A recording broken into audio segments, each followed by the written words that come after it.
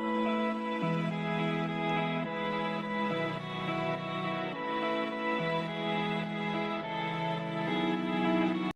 yang hanya pakai gayay? Sampai may stop. Nag-slow up. Yung nga. Magandang araw sa ating lahat mga sisters and brothers. Welcome po sa ating church. So, welcome sa ating church. The Holy Spirit is always here at the temple of God. So, welcome mga sisters. So, Sunday ngayon. So, kailangan natin itapat ang ating puso para sa Panginoon, especially the day of Sunday. That's very important of our life for being yung worship sa Kanya talaga. So, pagpapalain tayo kasi binigyan natin ng oras para sa Panginoon. So, napakaganda po ang mag-worship sa Panginoon. So, welcome po sa ating church and welcome din sa mga viewers here in YouTube and Facebook. So, salamat sa inyong pagtangkilik dito sa ating church in every Sunday of worship. And of course, meron po tayong mass two times a month. Yeah, diba? And then, 2 times din ang Bible study. So, we're not influenced to sharing the Bible because kasi hindi kami po yung talagang nag-aral, but the presence of God sending. The Spirit talaga. So, eto na. Nabubuhay talaga ang Panginoon. Always ang God, ang Spirit niya always alive for us. So, welcome po mga kapatid. So, ang lead ngayon ng Bible study ay si Sister Everita Lorenzo. So, sa kanyang bilang preacher ngayon, ang ating sister. Siya po yung pastor natin ngayon. So, welcome sister. Okay, amen. Palapakan natin. Amen. Ang Panginoon.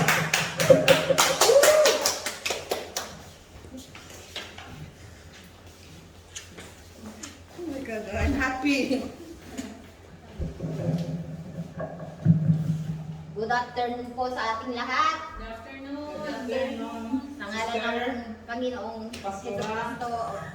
Salamat po dahil narito na naman tayo nagtipon-tipon muli. At sa mga nanonood, magandang tanghali sa lahat. At siya pala, congratulations sa lahat ng nanalo ng YouTube channel ni Ate Adel. So, mga kapatid, pagpatuloy lang natin manood, mas marami pang premium darating. Oh, hallelujah. Magkakanood. How about us? Ano yan? Ganda na yung presence niya nila. Maapaw. Susunod din tayo. So, bago natin umpisa ng pag-Bible study natin, magpasalamat muna tayo sa Panginoon. Tumayo tayo lahat mga kapatid at manalangin sa Panginoon. Ama namin nasa langit, muli po pinasasalamatan ka namin sa oras na ito dahil tinipon-tipon mo kami muli sa araw na ito para makinig sa mabubuti mong salita at nawa ang aming matututunan at sa mabubuti mong salita, sa mabubuting salita mo, Ama, ay mananatili sa aming puso't isipan. At siya ang aming magiging sandata at lakas sa araw-araw na pakikibaka. Muli, sinasampa ka namin, Panginoon, sa iyong kabutihan at kadakilaan. Nawa ang araw ng pagkakaluban mo kami ng kapayapaan, katahimikan at kaginhawahan. Ganon din po sa buong mundo. Kung paano sa langit ay maging gayon din dito sa lupa. Biyayaan mo po kami ng aming kakainin sa araw-araw at pangangailangan, lalong-lalo na ang mga taong kapuspalan at wala nang makain. Patawarin mo po ang bawat isa sa aming mga sala, ganon din sa aming mga pamilya, at ilayo mo po kami sa anumang karahasan o kapahamakan, ganon din po ng mga mahal namin sa buhay. Panginoong Diyos Ama, ganon din po pinagdarasal namin ang mga lahat ng mga sigalot sa buong mundo, Panginoong Diyos Ama, kaguluhan, at lahat ng mga kasamaan, Panginoong Diyos Ama, na naway na po na ito ay magkaroon na ng kalutasan. para magkaroon na po ng kapayapaan at katahimikan ang buong mundo. Alang-alang, Panginoong Sama, sa mga kabataan na maraming mga pangarap sa buhay. Pahintulutan mo po na malasap din nila, Panginoong Diyos Ama, ang ganda ng buhay sa mundo. At ipakilala sa puso't isipan nila, Panginoong Diyos Ama, itanim sa puso't isipan nila ang magaganda mong mga salita, Panginoong Diyos Ama. Ama, sa oras na ito, umaasa po kami na ang iyong presensya ay naririto na bumabalot sa amin para manatili sa puso't isipan namin, Panginoong Diyos Ama, kung ano man po ang mga salita mong aming matutunan sa araw na ito. Ganon din po sa lahat ng mga kapatiran na nanonood at kasalukuyang naririto, Panginoong Diyos Ama. Bless us, Heavenly Father, and please heal the world. Amen.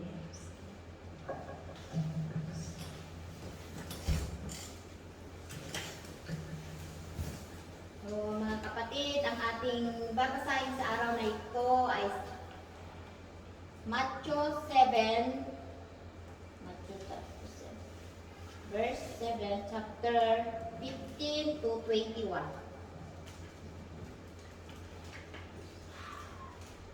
Mangangingat kayo sa mga bulaang propeta na nagsisilapit sa inyo na may damit pupa. Datapkat sa loob ay mga lobong maningila. Sa kanilang mga bunga ay inyong mga nakikilala sila. Nakapuputi baga ng mga ubas sa mga tinikan o ng mga igos sa mga dawagan. Gayon din naman, ang bawat mabuting punong kahoy ay nagbubunga ng mabuti. Datapwat ang masamang punong kahoy ay nagbubunga ng masama. Hindi maaari na ang mabuting punong kahoy ay magbunga ng masama, at ang masamang punong kahoy ay magbunga ng mabuti. Bawat punong kahoy na hindi nagbubunga ng mabuti ay pinuputol at inihahagis sa apoy. Kaya sa kanilang mga bunga ay makikilala ninyo sila. Hindi ang bawat nagsasabi sa aking Panginoon ay papasok sa kaharian ng langit, kundi ang gumaganap ng kalooban ng aking Ama na nasa langit.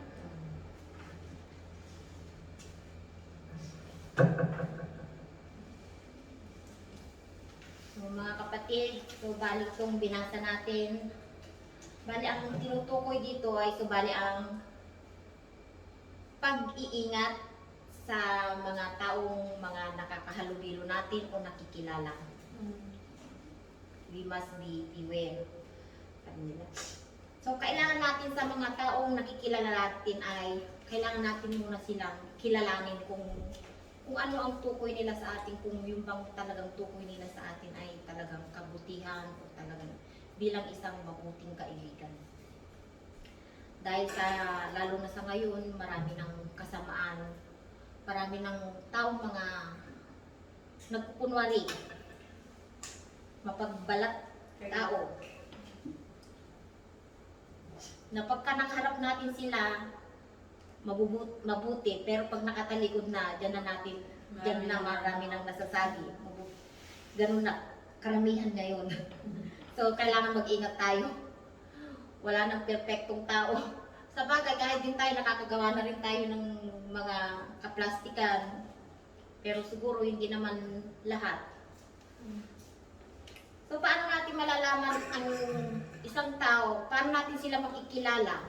Kung ang tao bang itong lumapit sa atin na isang mabuting tao. So, paano natin sila makikilala? Dapat natin kilalanin. So, lalo na sa atin mga kapatid, kailan ba dumarating ang mga taong pagka nangailangan tayo ng tulong? Pagka in time na nagipit tayo, kailangan ng tulong. Diyan dumarating ang taong tutulong sa atin. Na ang taong yan, ang instrumento na yan ay maaring sa time na yun na ating kagipitan, pagsubok sa atin ng Panginoon. So kailangan natin ng tulong. Diyan natin makikilala kung totoong tao ba ang lalapit na tutulong sa atin. Sa time na atin nakagipitan. Diyan darating ang Satan. So paano natin ang Panginoon sa time na ganyan na kailangan na natin ng tulong sa kapwa natin, pero hindi natin alam kung yung itutulong nila, yung kung saan silang lalapit sa atin na magre-request na kaya tayong tulungan. Pero yung ba ito, tulong ba talaga, ikabubuti ba natin talaga? Maraming tanong di ba? So, sa time na ganun, ano ang dapat natin gawin? Pag tayo ay gipit na gipit, walang iba tayong kakailanganin na hihingan ng tulong kundi ang Panginoon. Ang Panginoon lamang ang makakatulong sa atin. Walang ibang makakatulong sa atin sa lahat ng kagipitan, sa mga problema natin, sa mga pagsubok. Walang ibang makakatulong sa atin kundi ang Panginoon lamang. Maaring tayo nagkaroon ng problema, kaibigan mo ang lumapit na tumulong, may isang taong lumapit na tumulong sa iyo. Magpapasalamat ka sa kanya, pero hindi natin alam, yan ay instrumento ng Panginoon, padala ng Panginoon na para tayo ay tulungan. Ginawa lamang niyang instrumento ang taong yun. Kaya para makilala natin ang mga taong lumalapit sa atin kung totoo bang bukal sa puso nila ang pagtulong sa atin, kung sila ba ay tunay na tao, mabuting tao, dapat daw natin kilalanin ang puno. Yun ang sabi. Kilalanin daw natin ang puno. Paano natin kikilalanin ang puno? Kilalanin natin sila. Makipagkaibigan tayo. Kung inyo-offer nilang kaibigan na mabuti nilang tanggapin natin. Magpakita rin tayo ng kabutihan sa kanila. Mainit?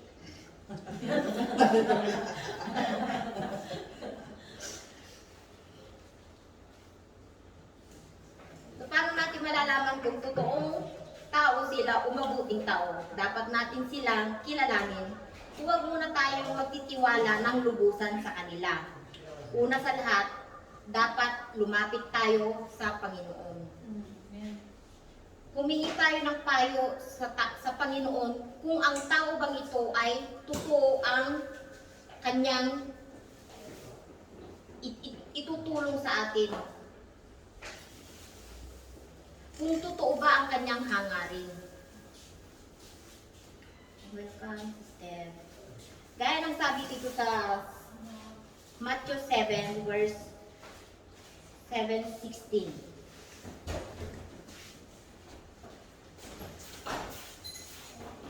Na makikilala lang natin ang bunga, ang puno ang makikilala ay ang mga bunga, makikilala natin ang bunga sa kanilang puno. So, kailangan natin kilalanin, makibagay tayo sa kanila. Kailangan natin makisama hanggang sa makilala natin ang kanilang puno. Dahil nga, ang punong ito, ang mga punong hindi maganda, hindi rin daw mamumunga ng maganda. Kaya dapat sa simula pa lang, pag nagtanim tayo, kailangan alagaan natin ng gusto, para nang sa ganun, mamunga rin ng maganda at mamunga ng marami. Para nang sa ganun, ang kalalabasan din ng kanyang bunga ay isang mabuting bunga rin. Amen.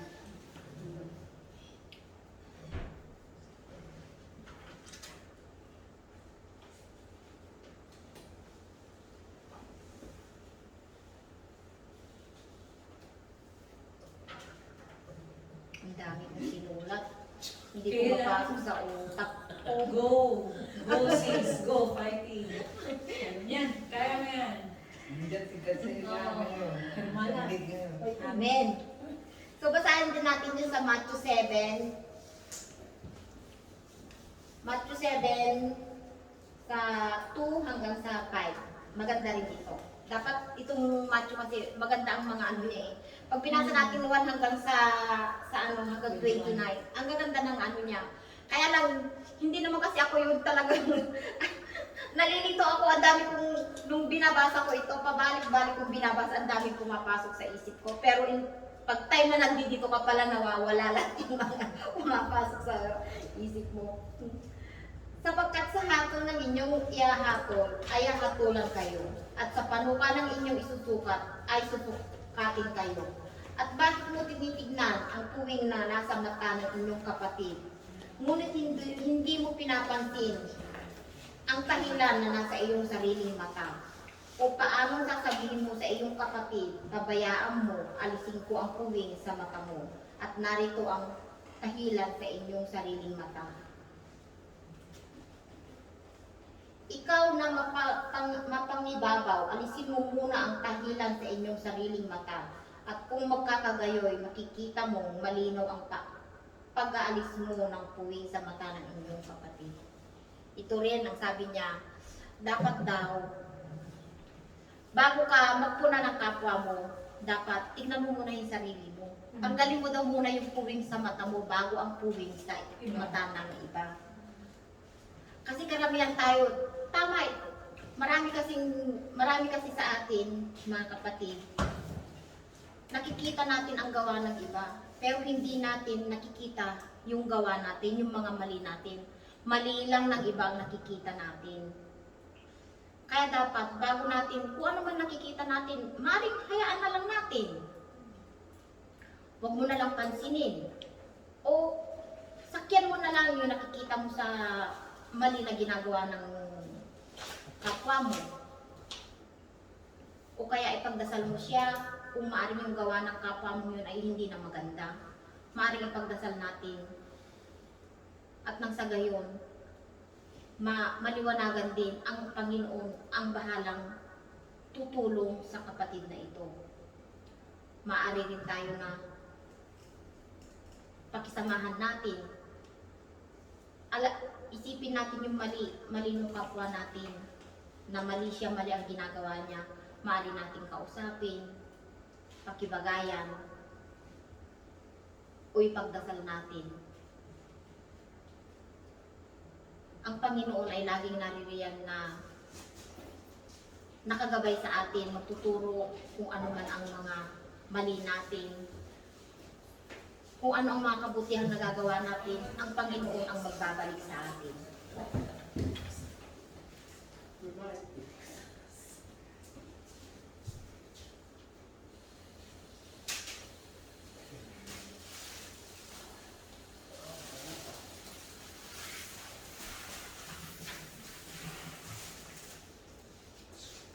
So mga kapatid, ito na lamang ang may share ko. Tawagin ko na lamang si Sister Weng na siya ang magpatuloy. Talaga, nawala yung mga natutunan ko. Ang dami kong binasa, hindi ko mabasa. Pasensya na mga kapatid. Sister Weng, ipagpatuloy mo na. Salamat po. Amen. Hello, good afternoon po, brothers and sisters. Gusto ko i-welcome yung isang kapatid ko dito. Nice to be with you, Brother Clark. Actually, kasamahan ko namin siya dati. And honestly, I'm happy nandito ka. Nice to see you again, Clark. Kasi meron kami hindi pagkakaunawaan dati, I'll be honest. And I hope we're all both okay na. Yun. Anyway, binabati po namin yung mga televiewers, sa mga brothers and sisters po natin dito. Okay, thank you po, Sis Ninang, Bernita. Thank you po sa inyong magandang sharing. Kahit na ano kayo, go, fighting lang po tayo. Kasi ang kalaban nandyan lang eh. Pero ngayon, ang kasama natin si Lord. And dito yan. Siyempre, andito rin minsan yung kalaban, sumisingit-singit. So anyway po, tungkol po dun sa verse. Actually, ang minamention dito is tungkol sa gawa. Yung maling gawa at yung tamang gawa. Ngayon, yung aking sidekick asawa eh. Kasi dapat talaga siyang mauuna dahil buntot na lang ako ngayon ng aking asawa eh. Ang ko lang po sa sharing na to, ang sinasabi dito kasi sa verse na to, is yung mga paniniwala. Okay? Marami kasing mga false prophet, maraming mga ibang reliyon na iba-iba ang mga paniniwala nila. Na which is merong pasintabi lang po sa mga nanonood, hindi po kami ganun pakagaling, pero sa aming kaalaman, meron po kasi mga ibang relihiyon na talagang salungat sa paniniwala kay Jesus Christ. Asawa ko pero ng Bible. Actually for us, no, sa mga natutunan namin, ito ang katotohanan. Nandito lahat. Once na ang binasa nyo ay Biblia, nandito na lahat. Ito ang katotohanan. Ito yung dapat nating sundin. May mga bansa nga at may mga reliyon nga, di ba? Hindi nila inaalawang baptism. May reliyon na hindi nila binabasa ang Biblia. Kasi nandito ang katotohanan. Ngayon, doon sa sinasabi po ni Ninang Sis na Everita, sa tao.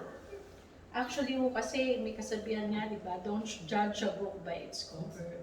Tayo kasi, lagi tayo nakikita ang kapwa natin external. Pag mabait sa'yo, nakangiti sa'yo, oy, okay to. Pero pag talikod mo, di ba? Hindi maalis yan kahit tayong lahat. Nagiging ganyan tayo lahat minsan. Hindi natin maiiwasan. Hindi ko rin inaano ang sarili ko. Okay? May times na nakangiti ka, pero deep inside, minsan makakaparin ng loob. Diba? Hindi maalis po yan. Sa akin lang po, brothers and sisters, hindi ko napahabain. Huwag tayong mapanghusga kung ayaw natin na mahusgahan tayo. Huwag tayong magpakita kagad ng isang bagay na kapag may ginawa ang tao sa atin na mabuti or masama, may yung sinasabi ng first impression, huhusgahan na natin kagad yung tao na yun. Kilalanin natin sila. Bakit? Paano? Okay, may sinasabi nga sila na kung ano yung puno, siya ang bunga. In realistic po ngayon, hindi na nangyayari yun eh. Hindi niyo napansin, may mga pamilya na mabuti ang magulang, pero pagdating sa anak, salbahe. Kasi iba na, dahil nga sa mga technology na dumarating sa buhay natin ngayon.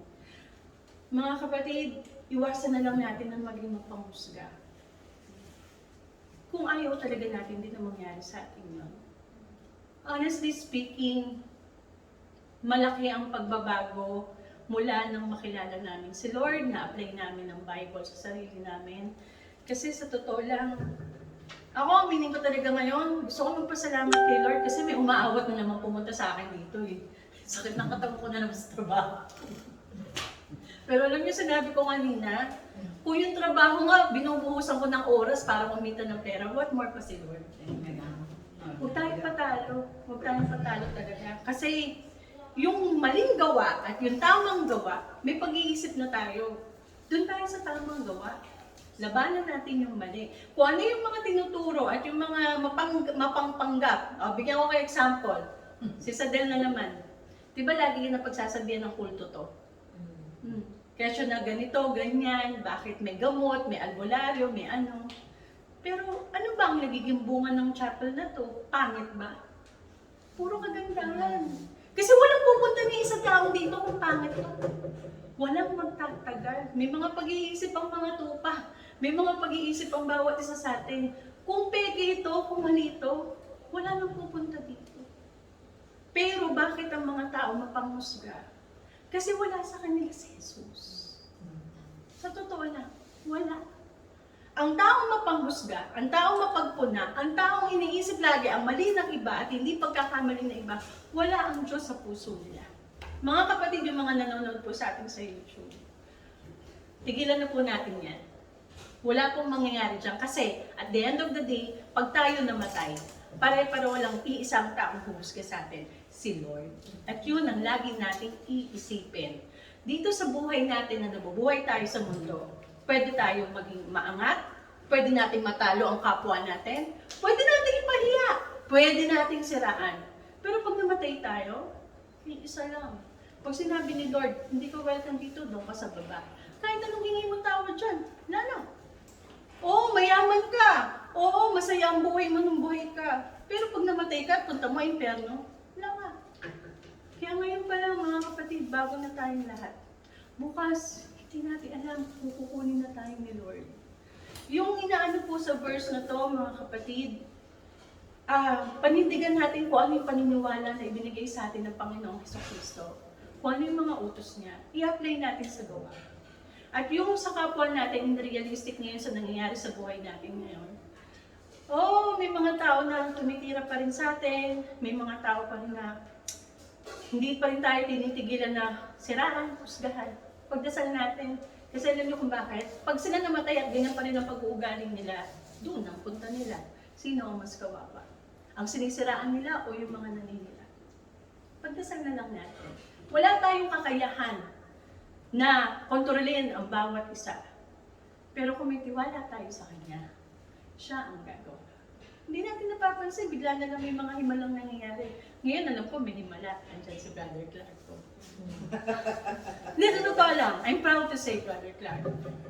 I'm happy na dito ka. Kasi matindi yung pinagdaanan namin ngayon. Love you, Clark. Sana dito si Ivy sa susunod. Okay? And thank you din na lang siya. Thank you talaga. Kasi, hindi natin alam kung hanggang kailan tayo mabubuhay. Magkapwa-katawanan na tayo. At yung mga tao na until now ayaw pa rin tumigil, pagdasal natin sila kasi no one can tell. Even our family, even other people, even other country. Ang maling gawa is maling gawa, ang tamang gawa is tamang gawa. Yun lang po, and maraming salamat po. And sa mga nanonood po kay Sister Adele, huwag po kayong magsawa. At lagi po namin pagdadasal at susuportahan ang CCC ang CCC Fellowship na to. At higit sa lahat po, don't forget to subscribe and share and comment po kay Sis Adele kung may mga problema po kayo at mga hinaing. Always open po siya 24 hours a day. Amen! Thank you po. Next! Ninang Jen!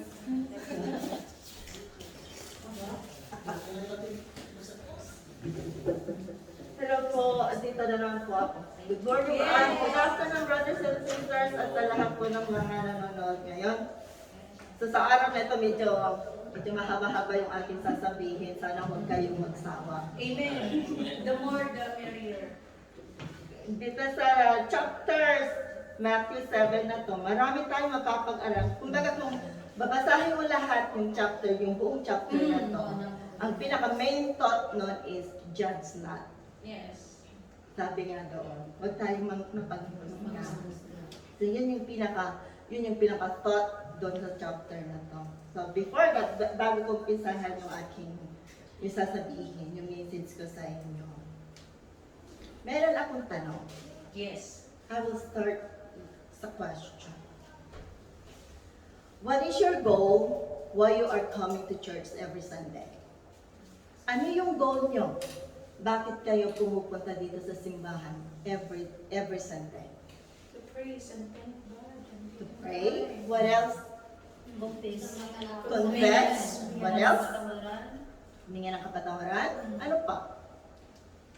To feel our Holy Spirit being Okay, ano pa? guide us. Ano pa? Makalapit na gusto sa Panginoon. Okay. To know Him better. Okay. So, thank you sa pag-share ng inyong goal about kung bakit kayo pumupunta or kung bakit tayo pumupunta dito sa church every Sunday. So, alam ko, lahat tayo, huwag niyo napansin. alam ko lahat tayo, meron tayong goal kung bakit tayo nagpupunta sa simbahan every Sunday. Which one is gusto nating ma-develop yung ating spiritualidad. Mag-grow tayo. Gusto nating mag-grow para sa ganon, mas lalo pa nating maintindihan at malaman ang ating Amang nasa langit at saka si Jesus Cristo kung ano yung mga layunin niya sa atin. At ang pinaka-goal, hindi niyo ba naisip kung hindi niyo ba i-consider sa goal niyo na muli tayo makabalik sa kanyang kingdom? To live with Him someday. Hindi niyo ba yun inano sa goal niyo? Ay, kasama. Of course. So yun, I think yun yung, kung sa spiritualidad, Yung pinaka-main. yun ang pinaka-main na goal natin is to live with Him someday. Yes. Okay. So meron ako ipapakita sa inyo. Tensya naman. Ano to? That. That. Tapos ang bilis na. Ang bilis na. Kitang-kita. Kitang-kita, no? Ano kaya yung relation? Ano kaya yung relasyon nito? Kung bakit ipinakita sa inyo? At ang nakita kaagad ng ating mga mata is yung that. Kasi kung ano yung dumi ka agad napapansin. Yes, tama. Dahil ang mga mata natin ay mapanghusga. Napakabilis. Napakabilis nating manghusga. Di ba? sa katulad sa papel na to. Itong papel na to, kung tutuusin, Malinis. malinis siya, di ba? Dahil sa dot na to, Napansin ka. hindi na natin nakita yung kalinisan niya, kundi Yan dumi. ang napansin kaagad natin is yung dumi. Ganyan tayong mga tao. Kasi nga, yun yung ating mga weaknesses. Yung madali tayong manghusga sa ating kapwa-tao. Meron lang akong gustong i-share sa inyo na articles na galing kay Elder Gregory A. Witzer from the second term of the 70. Gusto ko lang i-share or sana wag niyong ma-misinterpret kung bakit ako nag-share ng mga messages na galing dun sa simbahan. Gusto ko rin kasing iparating sa inyo para kahit papano maging malawak ang ating pag-unawa sa Ebanghelyo ni Jesucristo. Hindi lang yung parang kumbaga hindi lang tayo intact. Kailangan yung mind natin is maging beyond or ma-expand yung ating kaalaman, yung knowledge natin sa ating Amang nasa langit. So sabi dito, we live in a world in which many situations require us to make judgments that are often difficult. Hindi ba totoo yun? Sometimes mayroong mga sitwasyon na makapag-judge tayo. So yet the Savior gave the commandment to judge not our fellow men. So yun yung sabi na sa atin, judge not our fellow men. Kahit na ano may nakita natin sa ating kapwa na kanilang pagkakamali. So how can we do this and still exercise good judgment in a world full of deception and corruption? We must judge well when making critical decisions in each phase of our life, such as choosing friends, finding an eternal companion, or choosing an occupation that will allow us to care for our family and serve the Lord.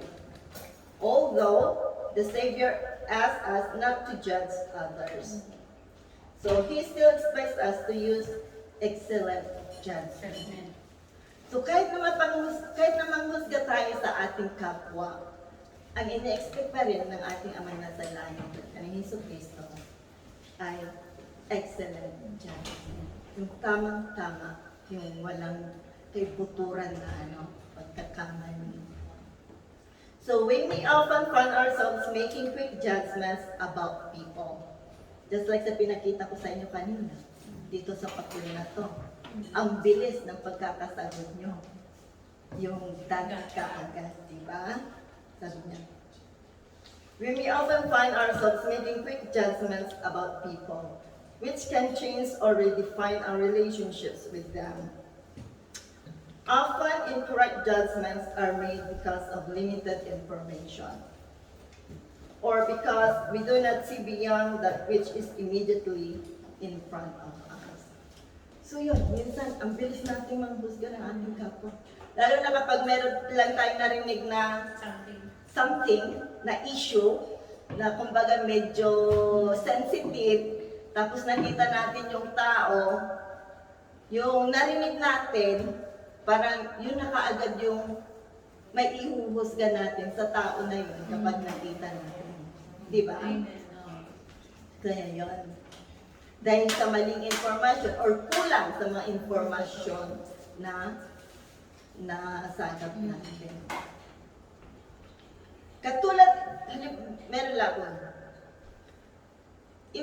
Sa mga examples, ang mga judge sa lowland, di ba? Bakit kailangan ng judge na hindi niya basta-basta i-condemn ang mga convicted na criminals? Without enough evidence. Yes, without enough evidence, hindi niya masisintensyahan yung mga convicted criminals, di ba? Bakit? Bakit? Ayaw niyang magkamali. Dahil ayaw niya magkamali. Dahil ang paghuhusga at ang pagsentensya sa isang tao ay napakabigat. Kaya kailangan meron siyang enough evidence na igagather para yun yung kanyang basihan para masintensyahan niya ang isang taong kriminal. Diba? Sabi dito, judgment is an important use of our agency and requires great care, especially when we make judgments about other people. All our judgments must be guided by righteous standards. Only God, who knows each individual's heart, can make final judgments of individuals. So siya lang ang may karapatan na umusga sa atin. Dahil alam niya yung ating nilalaro ng ating puso. Sometimes, people feel that it is wrong to judge others in anything. So alam din naman natin na mali yun, di ba? Na maghusga tayo ng ating kapwa. Kasi meron pa akong isa siya dito muna. Pasensya lang po ha sa mga nanonood. Medyo mahaba-haba itong aking sasabihin. Hindi ako nagsisermon, pero Sermon na yung sister. gusto ko lang, wala yung hindi, what I mean is, hindi yung talagang gusto ko lang issue. Amen. Na baka sabihin niya, napaka-ano man yung baka mamaya i-judge niyo ako eh. Di ba? Baka mamaya i-judge niyo, napaka-ano naman yung babae magsalita. So, Ay, bahala na sila yun. Yan baka nilang topic. Kaya nag-take advantage na ako eh. Wala problema, kahit abutin tayo dyan lang. So, Basta sa pagiging. while it is true that we should not condemn others or judge them unrighteously, we will need to make judgments of ideas, situations, and people throughout our lives. So yun may consider natin. So the Lord has given many commandments that we cannot keep without making judgment. Okay. For example, He has said, beware of false prophets, which come to you in sheep's clothing, but inwardly they are ravening wolves. So katulad sa binasa natin kanina sa verses na to. Bakit sinabihan tayo? Kasi ito yung Sermon of the Mount ni Jesus Christ sa mga tao. Bakit sinabi niya nga, beware of the false prophets, which come to you in sheep's clothing, but inwardly they are ravening wolves. Kasi marami what's it called this one? Yung mapagpanggap. Right? Mapagbalat kayo ng mga tao.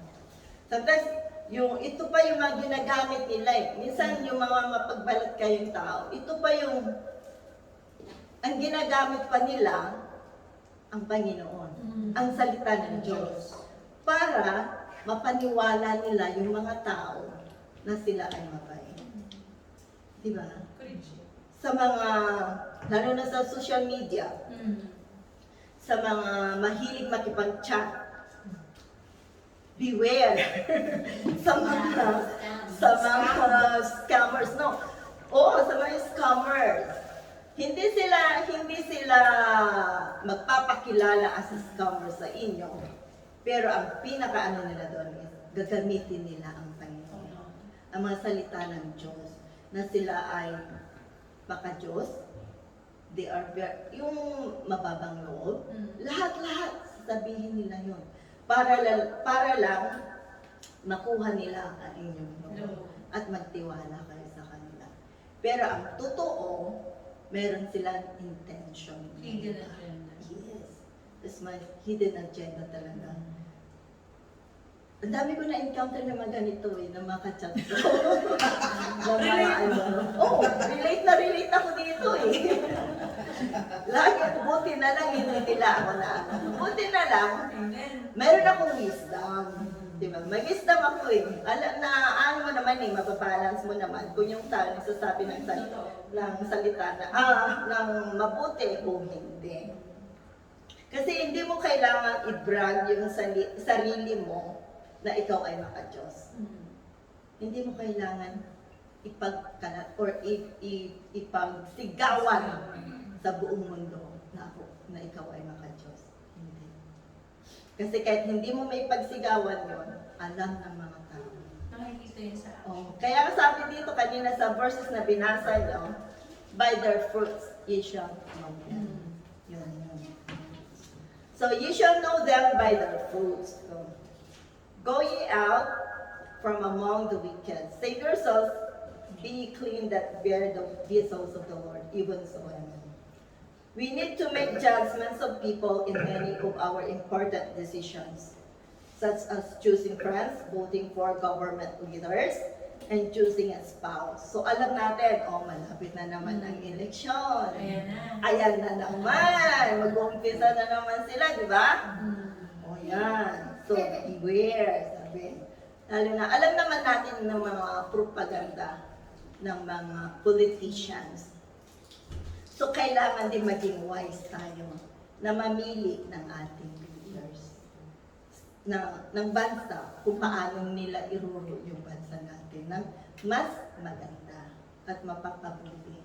Hindi lang tayo mamimili ng ating leaders dahil sa kanilang mga plataforma, di ba? Sa kanilang plataforma, ang gaganda ng mga program nila. Pero after that, ni isa, walang natutupad. Dahil they are like just a revenue wolves na nagpapanggap yan.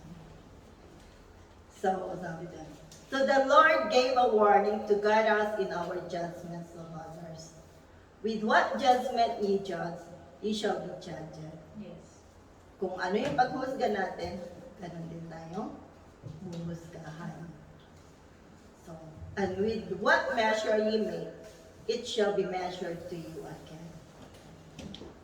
And what beholdest thou most that is in the brother's eye, but considerest not the beam that is in thine own eye. Yun nga, sabi kanina, bakit natin pupunain yung dumi or muta ng ating kapwa? Yung sarili nating muta, hindi natin nakikita, diba? May muta ba ako? Wala naman. Literal. Ikaw lang nakakakita yan, sister. Hindi namin makikita yan. Hindi namin nakikita sa labas. Wala ngayon kasi malayo kami. Malayo kami ngayon. Literal. No, ganun. Ano lang? Joke lang naman. Ano lang yan? Commercial break. Kasi parang napaka-seryoso yung usapan natin. Seryoso, di ba? Kaya nag-ano lang, commercial na yan. Commercial break. Commercial break. Para kahit pa paano man lang, medyo ngumiting-ngiting naman kayo dyan.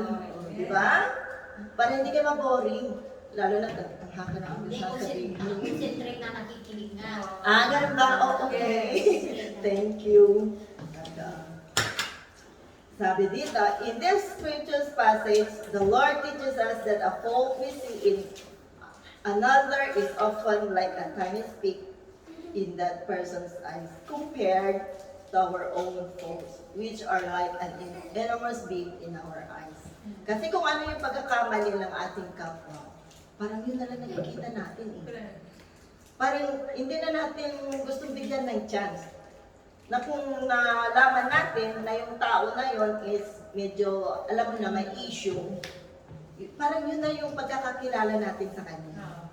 Parang kumbaga, yun na yung nakatatak sa isip natin, na yung tao na yun. Wala nang pag-asa magkawa. O parang ganun, di ba? Sa mga, oo, ganun talaga yung ano natin talaga. Wala na talagang pag-asa. Kumbaga, naka-ano na sa buto. Nakaintak. Oo, stuck na sa buto yung kanyang kasamaan, kumbaga gano'n, di ba? So sometimes we focus on others' faults when we should instead be working to improve ourselves.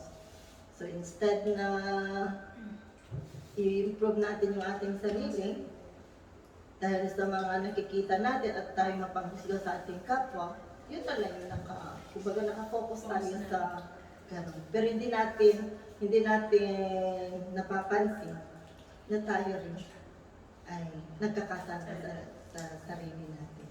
At hindi tayo nag-grow spiritually.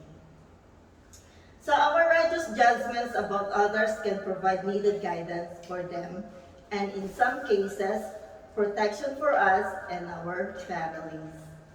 We should approach any such judgments with care and compassion. Sabi. As much as we can, we should judge people's situations rather than judging the people themselves. So yun, before tayo manghusga, alamin natin, bakit niya nagawa yun? Tignan natin yung sitwasyon. Just like we put our shoes into their shoes, para alam natin kung bakit nila nagawa yun. Diba? Whenever possible, we should refrain from making judgments until we have an adequate knowledge of the facts. Yun ang importante. Know the facts. Know the facts. Alamin muna natin mabuti. Di ba? Hindi lang alamin, kundi kumbaga saliksikin kung maaari. Talagang alamin mo talaga kung ano yung rason. Oh.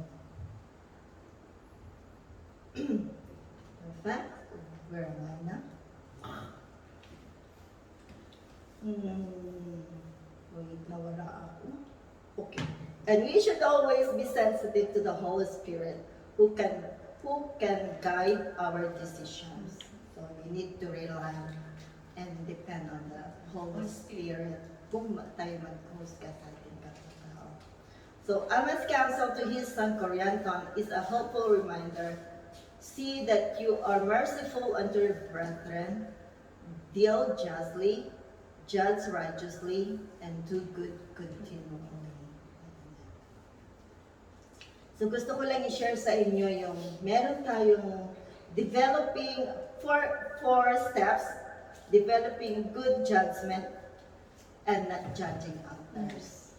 Okay, gusto ko lang i-share sa inyo. First,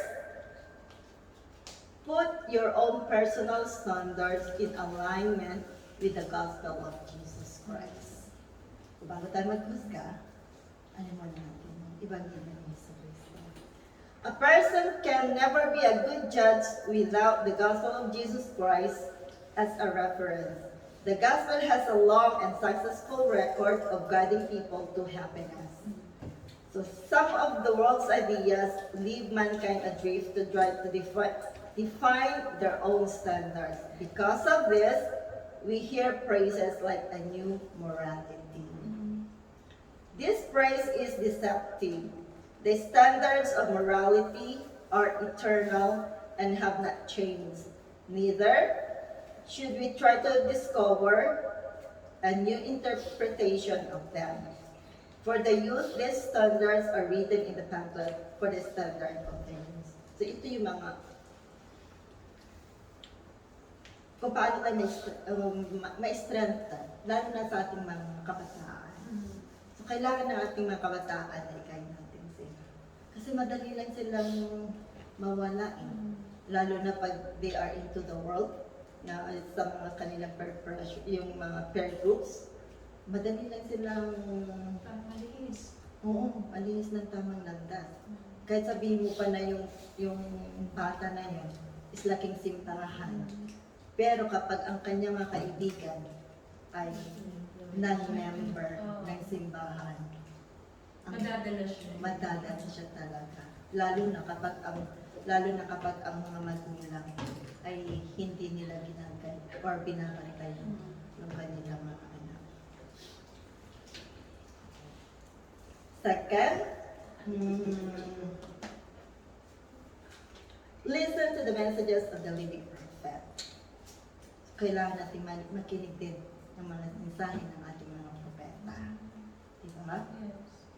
So, paano tayo makakarinig ng mensahe ng mga propeta? Basta ng Biblia. Dahil yan yung salita ng ating mga propeta. Sila yung mga nakatanggap ng prophecy na yun ang gustong ipahiwatig sa atin ng ating mga mensahe. So, how many poor financial judgments would have been avoided had we listened to the years of advice given through our prophets about avoiding risky speculation and following a careful budget to avoid consumer debt? So, kailangan din natin na maging tayo. May layo din tayo sa mga pagkakautang. Yun talaga, parang hindi ko yun talaga ang hindi ko umaano. Maiwasan. Naiwasan. Ay, hirap iwasan. Monthly na lang. Minsan, kulang pa. Kulang pa yung mga ano ko eh. Kaya yan. Pero na. So how many marriages would have been saved by using good judgment and avoiding media that lead to pornographic addiction and heartache? So, sa mga social media talaga ito. So, ang daming, lalo na yung mga mahihilig dyan, sorry po, mga mahihilig dyan na manood ng hindi dapat pinapanood. Hindi niyo ba nalalaman, kayo ay naa-addict kayo. Pag once na pinanood niyo yun, yung mga porno na yan, sabihin mo minsan, oo, minsan mo na mapapanood. Pero yung minsan na yun, itatatak yan sa isip. Kumbaga may itatag yan. At gusto mo na naman ulitin na panood. So hanggang sa Makapadalas ka. mapapadalas ka na at maaari ka na. At hindi mo na mamalayan, ikaw ay nawawalan. At hindi mo rin namamalayan, nawawasak na rin ang lubag niya. Lalo na rin sa relasyon ng mag-asawa. Okay. At yun nagkukos ng heart. Okay. Aray. Okay. Mhm. O hindi ako heartbroken dahil sa no. Sorry po. Okay. Each general conference of church magazine contains advice from the prophets which, if applied, will lead us to good judgment. We are left without excuse when we ignore them. The third, cultivate with the Spirit a relationship of listening. So yun ang yan natin. We need to cultivate with the Holy Spirit a relationship of listening. So we need to listen to the guidance of the Holy Spirit. So yun yung kailangan natin ma-develop sa sarili natin.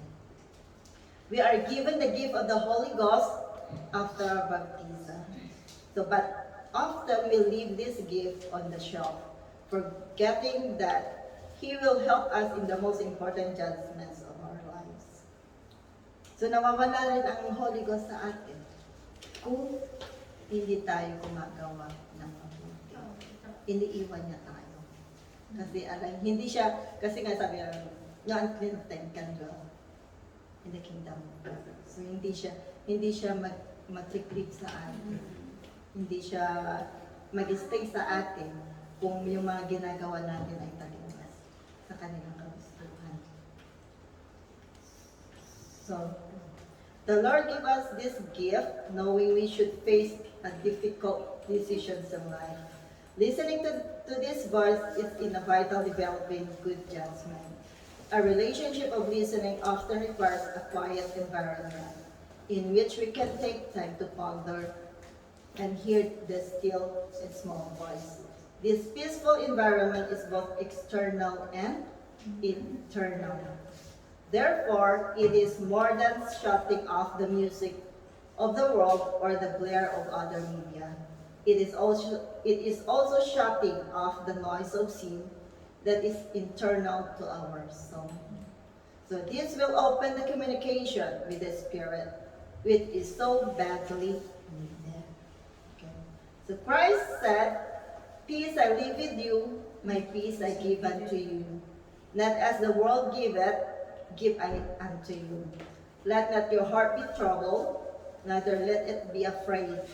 The peace that comes from listening to the Holy Spirit removes the fear of making a poor judgment in life.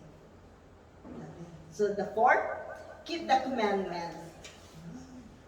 The willingness to keep God's commandments opens to us many promises, blessings. It's like the Book of Mormon, in addition to being another testament of Jesus Christ, is a book about the results of keeping and not keeping commandments. The Lord said to Nephi in the 2nd chapter of his first book, "Inasmuch as ye shall keep my commandments, ye shall prosper." So yan ang sabi ng ating Panginoon. Kapag kinikip natin yung kanyang kautusan, we will be prospered. This time, promise was repeated by almost every major prophet in the book of Nehemiah. 1,000 years of history is that recorded with which bears witness that these things are true, and the same message applies to us today. So good judgment is best learned and practiced within the bounds the Lord sets by giving us commandments. So yun ang dapat natin practice. Good judgment. Yes. Kaya sabi nga doon sa Bulaga, nanonood ka ng Bulaga, di ba?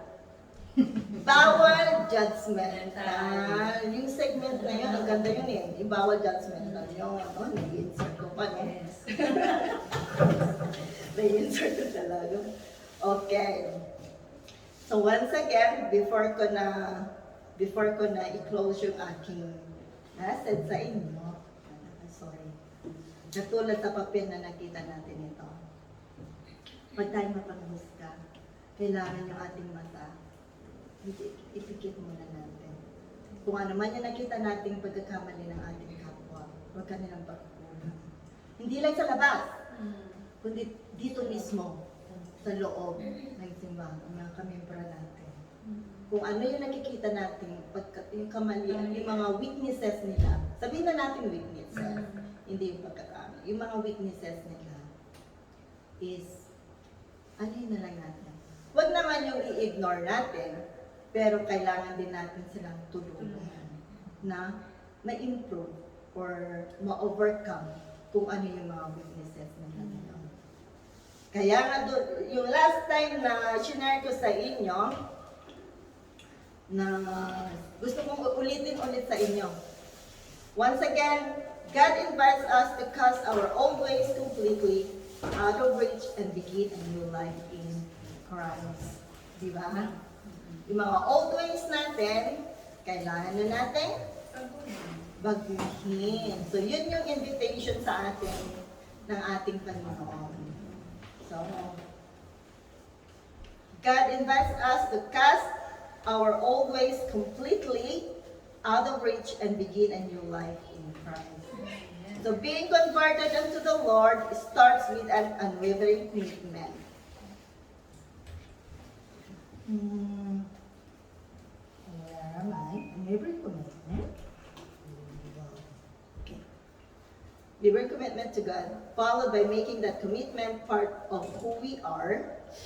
Internalizing such a commitment is a lifelong process that requires patience and ongoing repentance. Eventually, this commitment becomes part of who we are, embedded in our sense of self and ever present in our lives. Alam ko, brothers and sisters, at mga televiewers, na ang pagbabago ay hindi instant.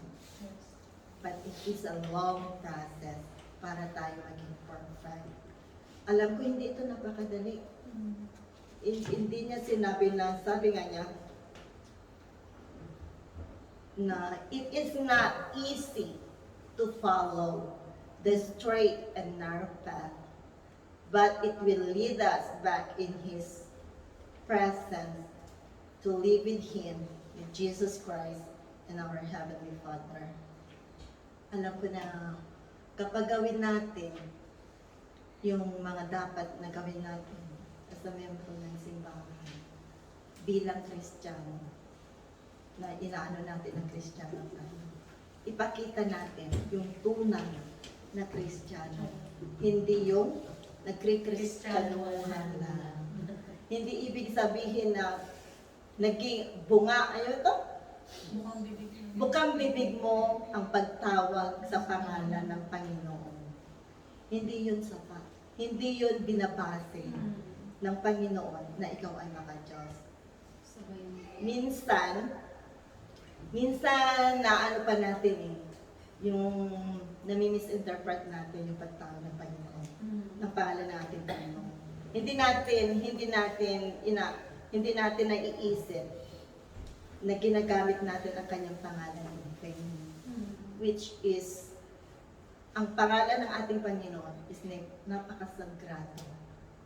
Napakasagradong pangalan. So wag nating bukang bibig para kumbaga flower na sa ating bibig ay pagbugka sa kanyang pangalan. Lalo't lalo na kung wala namang katuturan. Magbibigkas sa ating kanyang pangalan sa mga mahalagang bagay na may katuturan. Alam ko, brothers and sisters, dyan pa hapa na ako, na alam ko ng lahat ng ito ay totoo. Alam ko, yung promise niya sa atin, as long we keep His commandments, we shall prosper in Him. And I leave you these things in the name of Jesus Christ. Amen. Amen.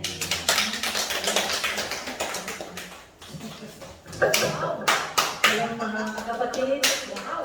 Nauna na ako kasi hindi na ako mahiya. Sabi ni Lord, huwag daw mahiya. Amen!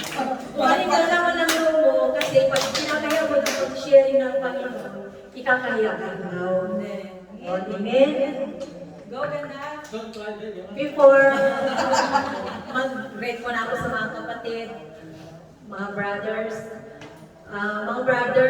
welcome po sa pagdating ninyo at magandang tanghali po sa lahat, mga nagagandang mga sisters. Amen? Amen?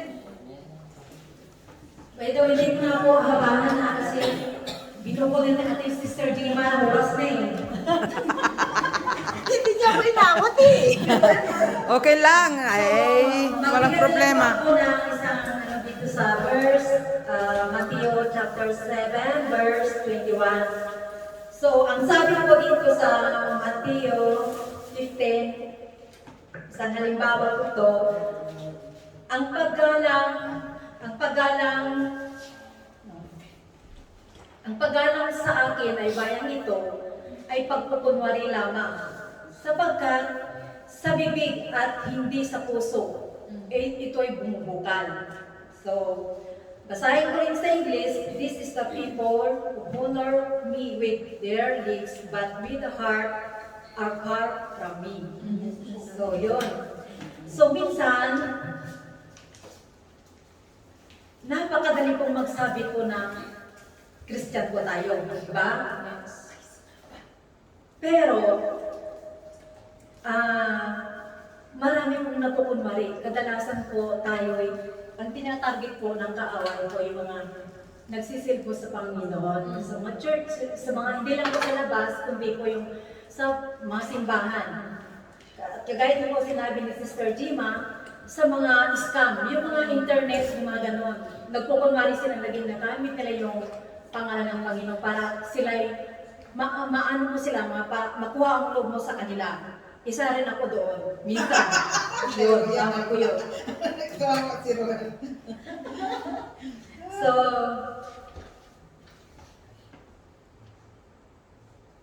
ang sabi ko na, kahit nasabi mo na ang hirap ng tong isang mata.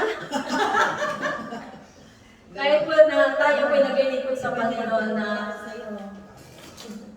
kahit po tayo naglilingkod po sa Panginoon na sinasabi po natin sa harapan na Hallelujah! Amen! Gano'n, di ba? Minsan, may mga tao din na pinapakita ng mga tao para lang makita yung mga tao na ito, oh, napakabait naman ito, oh, napaka-absurd naman itong babae na ito, oh, napaka-ano talaga niya, kasi napaka-devoted talaga, sabi ng mga tao po, kasi nakikita nga, siyempre, very active ko siya eh.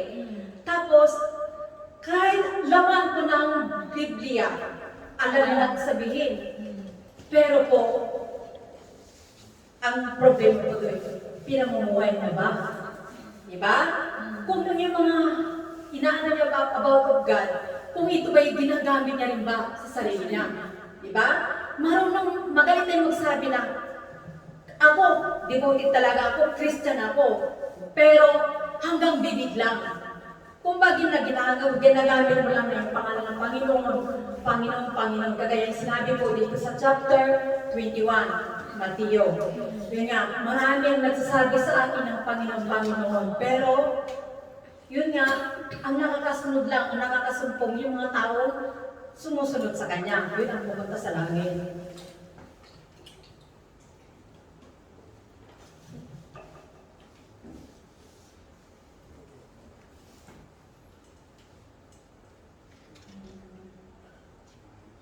Ito na, wala na rin ako. Yun nga, sabi nga daw dito pa na kahit sinisigaw mo na, Panginoon, tulungan mo ako, nagkukumpis po tayo, patawarin mo ako sa mga kasalanan kong nagawa, pero pagdating noon, naikumpis mo na, nahingi mo na yung mga kasalanan mo sa Panginoon, di ba? Pero pagdating na naman ng pagsubok mo, Panginoon, saan naman ako kukuha ng pangbayad mo sa utang ko? Ayun na, nararating ka naman, di ba? Minsan, nandyan po yung minsan, kadalasan po tayo na ganyan po tayo eh. Aminin ko natin yan, minsan, gawa ng kaaway, inaano po tayo. Kumbaga, ang kaisipan po natin eh talagang ginugulo. Yun. Tapos, kaya nga sabi na, ang bukang bibig mo, Panginoon ang nilalabas mo. Pero ang kalooban mo ay material na bagay. Kumbaga yung material na pang sarili mo lang, gano'n, yung mga bagay na gusto mo lang makamit dito sa mundo. At saka, yung nagsabi pa dito, ala, ano ba yan ang mata? Kaya ang sabi ko dito, sana po maintindihan ninyong brother, kumusta po kayo? So, ang sabi po dito na hindi po, kaya nga daw hindi pwedeng magsama yung puting damit at saka puting dikolor, yung dikolor na ano, kasi magsama sila, siyempre, yung puting tela at saka puting dikolor na ano, maghalo yan, di ba? So, bali, maano na yung matatakpan na yung puti. Kaya nga, hindi nga pwede rin magsama yung impyerno at saka langit. At sa Panginoon naman, hindi rin magsama yung kambing at saka tupa. Kaya yun, ang sabi dito na, huwag po tayong, kaya nga daw, sabi na, kahit man tayo naglilingkod sa Panginoon na, banal po tayo sa every Sunday, pero pagdating po ng Monday to Friday, ayun naman, chismis na naman, kung saan po tayo nalilinis na yun. Kaya, yun po dapat. Yung ganun na ugalian po natin, yung ugali natin nakikita na ano tayo sa Panginoon sa every Sunday, yun din ang gawin natin every Monday hanggang Sunday. Kumbaga, diretso lang po tayo para hindi tayo madadapa.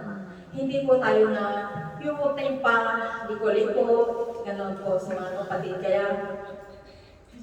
Kaya yun po ang aking ma-share ko ngayon. Ayun na mayroon po kayo napulat dito sa Mateo 7 verse 21. So, magandang tanghali po sa ating lahat.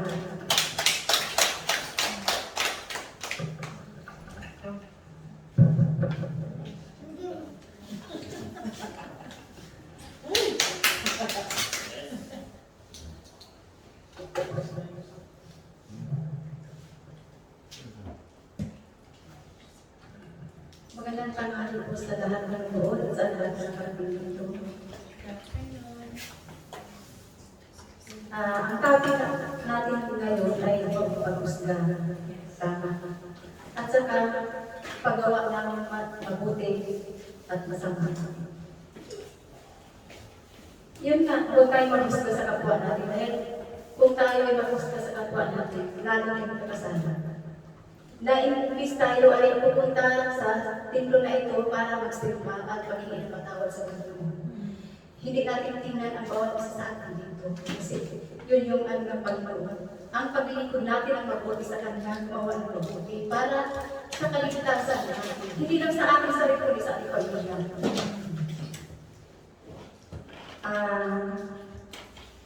Idugtong ko lang itong word.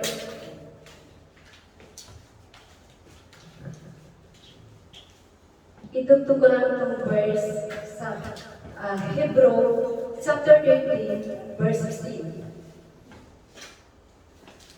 Datapwat ang paggawa ng mabuti at ang pag-abuloy ay huwag ninyong kalimutan, sapagkat sa mga ganong hain ang Diyos ay totoong nalulugod. Yun nga, para kalugod-lugod tayo sa Panginoon, tayo ay gumawa ng mabuti. Ihain natin sa Kanya ang paggawa ng mabuti. Kasi yun ang kailangan eh. Magmahalan, magtulungan, bilang isang magkapatid. Ipakita natin sa Kanya, ihain natin sa Kanya ang ating ginagawa ng mabuti. Dahil ipakita natin ang totoo natin tinanggap sa Kanya. Kaya nandito tayo ngayon para ipagpatuloy natin ang ating paggawa sa Kanya ng kabutihan at para maipagpatuloy natin at magampanan natin ang ating tungkulin para sa Kanya. At sikapin natin ng mabuti dahil marami tayong magkulang sa Kanya. Hinahanap niya ang ating pagkakaisa, panalangin, dahil yun ang kailangan natin ngayon, lalo na sa mga nangyari sa sanlibutan. Ang kaligtasan ng sanlibutan, isa rin tayo sa pagsama-sama mananalangin dito sa templo niya. Dahil dito naman, kaya nga ipinagalo niya itong templo na ito dahil hinahanap niya tayo, inaakay niya tayo para magkaisa dito sa templo. Yun yung ating kailangan ngayon dahil umiiyak ang Diyos sa atin, sa yung pangyayari sa atin ngayon sa sanlibutan.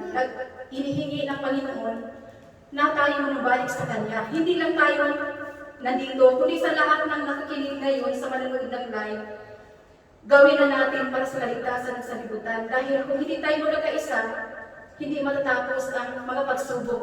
Prediction, madaming darating na prediction sa sanlibutan. Hindi lang itong pandemic na ito, kundi marami pang dumarating. Kaya yun ang kailangan natin ngayon na magkakaisa. Huwag na natin tingnan ang mga kapwa natin na kung ano man ang nakikita natin sa kanila. Baliwalain lang natin dahil ang kailangan ng Diyos. Wala tayong makukuha sa paghusga sa kanila. Ang Diyos nang bahala kung ano yung nakikita ng Panginoon. Dahil sa katitingan ng bagay, alam ng Diyos yun. At para na rin masusumpungan na rin natin ang ating hinahanap sa buhay.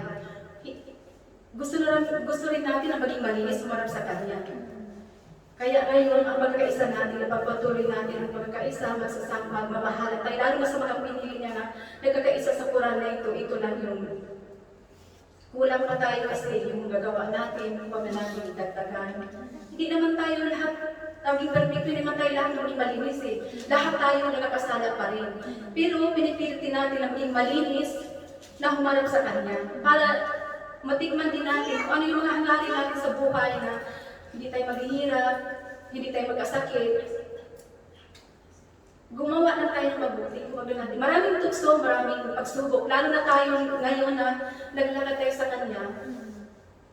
Hinahatak pa rin tayo eh. Kasi sinusubukan tayo na, sige na, hanggang saan ba ang pagpanampalataya mo sa Panginoon? Kaya kailangan maging matatag tayo ang ating tinanggap. Huwag na tayo babalik sa dati. Ipagpatuloy na natin dahil nandito na tayo eh. Kung babalik tayo sa dati, lalo tayong maghihirap. Kung ano man ang naranasan natin maghirap noon, kung babalik ka sa dati, lalo pa tayo maghihirap. Yun lang ang ma-share ko.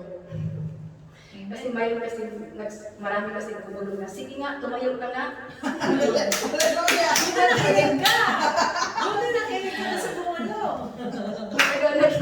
Matagal ka na hindi tumayo sa harapan. Nandito na ako. Salamat sa manonood. At yung sa mga nanonood ngayon, huwag na kayo magsasawa. Ipagpatuloy yung pagpapatuloy. Para na rin kayong nasa simbahan eh. Lahat kayong nanonood, nagbe-bless din kayo ng Panginoon. Dahil natitiis kayo, nagbisaga sa panood ng live na ito ni Miss Adelina Ho. God bless sa inyong lahat. Maraming salamat po. Amen.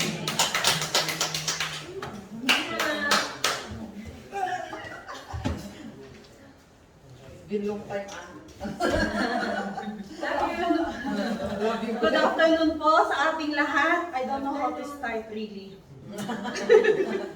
But come Holy Spirit, Amen.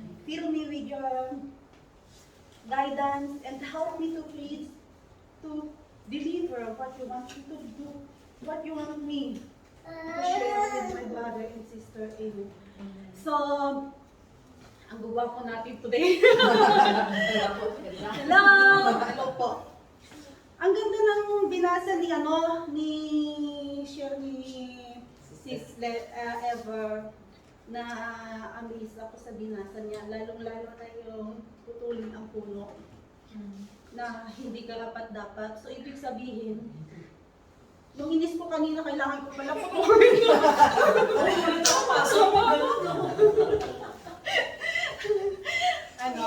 That is the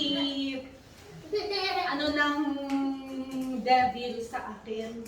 So kanina, naghahalo yung pupunta ka ba o hindi? Pupunta ka ba o hindi? Ganun ako kanina eh. So, I pray to the Holy Spirit, give me strength na maka-attend ako doon. Makapag-share ako what you want me to share with my brother and sisters. So, about the bunga, ang sarap pakinggan. Sana lahat ng bunga ay mabubuti at wala nang masama para we are all entered to the kingdom of God. Mayroon lang po ako i-share sa inyo isang testimony how great our God is, how powerful our dear Jesus Christ is, our Yahweh, ang ating Ama. Kung paano po niya pinagaling ang isang anak ng isang kaibigan natin. So, a little bit emotional. He's a friend of us, he's a friend of mine, very close to me and to my husband. Not only me, also to the church. Almost quite, he's coming here. So, a month ago, I've heard na my husband told me that his only daughter has been sick.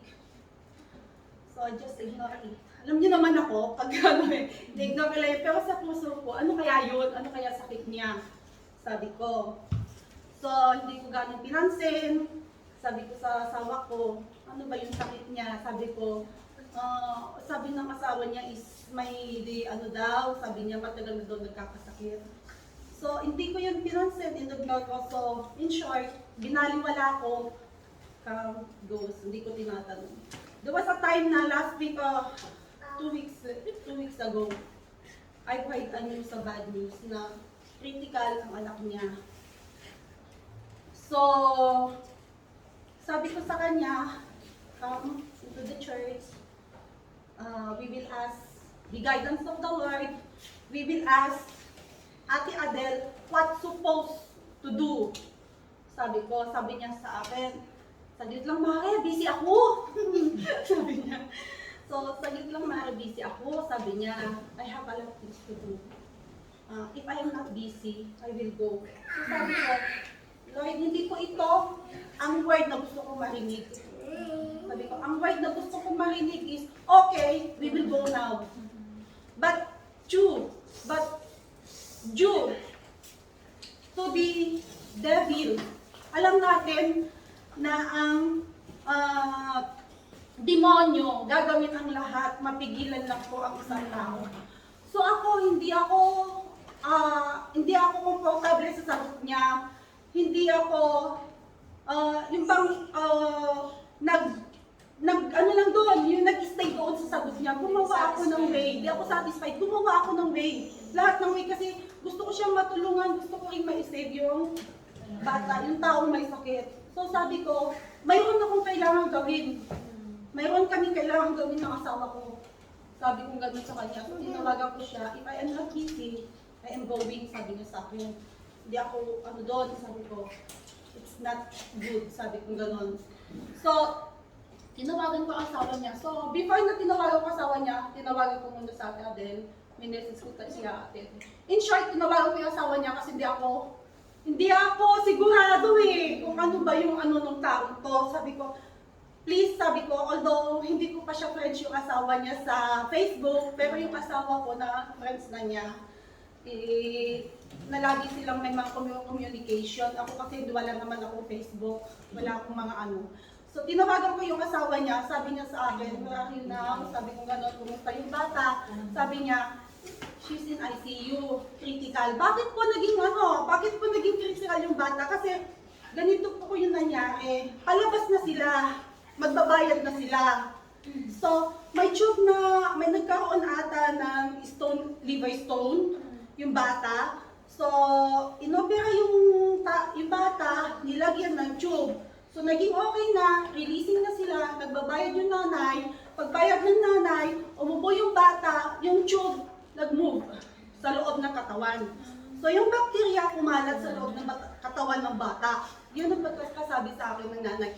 So, instead na palabas na sila, naging critical ulit yung bata kasi nga yung bacteria kumalat sa loob dahil sa kapabayaan ng doktor. So, hindi sila nag-assume na maybe itong taong ito is uupo, may sneezing, hindi nila inisip iyon.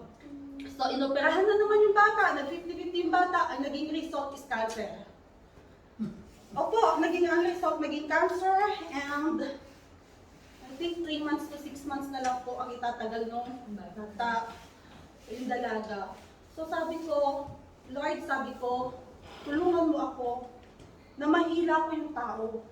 Mahal po namin itong taong ito, hindi po siya iba sa amin.